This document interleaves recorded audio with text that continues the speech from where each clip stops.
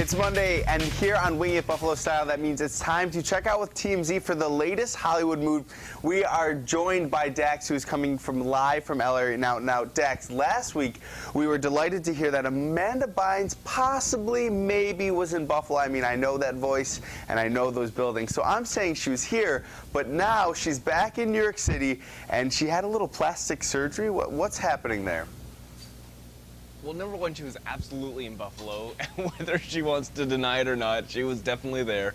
As for the nose job, so basically she had to kind of said, look, I want to get a nose job after seeing her mugshot, and she claims she stuck by that. We talked to her yesterday, and she said, yep, the day before, got a nose job. Apparently, she also had a nose job a little while back, like 3 weeks before her arrest, and she plans to get another minor procedure in 3 weeks from now.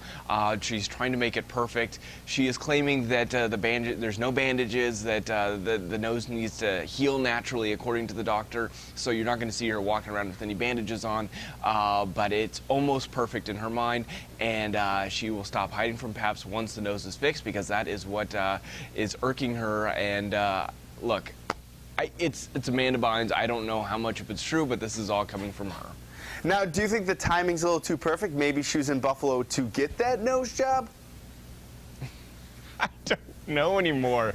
I really don't, man. I don't know. Well, we are looking to you for the answers. Now, we're going to change gears a little bit. Justin Bieber's back on the news. It seems like his neighbors are planning a little bit of a boycott. What's going on there, too? Yeah, they are planning a revolt. Basically, what it comes down to, they're sick of Justin Bieber in the neighborhood. They're sick of him getting away with breaking all the neighborhood rules, having cars parked on the street all night long, having a bunch of rager parties all night, and number one, speeding through the neighborhood. And so a bunch of the neighbors are banding together, and they say, look, we're going to stop paying our homeowners association as a way to get the HOA themselves to step in and do something about Bieber, and whether that is fine him, whether whatever it is, they need to do something, and they haven't. So they go, okay, we'll hold back our $1,000 a month from each neighbor, because there's about 500 people live in this neighborhood. They'll all hold back their amounts, and that's got to send a message to the HOA and get them to help out and find Bieber. Now, are there any other celebrities in this neighborhood, and whose side are they on? Yeah, there's actually quite a few celebs in this neighborhood. It's a very popular neighborhood. You've got Keyshawn Johnson, obviously, the guy that chased down Bieber that one night in his Prius. You've got Travis Barker. Shannon Moakler also lives there. So there's quite a few people. I don't know if any of the other celebs themselves are signing on, or whether they want to keep their names out of the press. But a lot of rich people there that are willing to hold back their money. All right, and lastly, we want to talk about the winner of the National Spelling Bee, and we hear he's not making any diva demands. He has one simple request. What is that?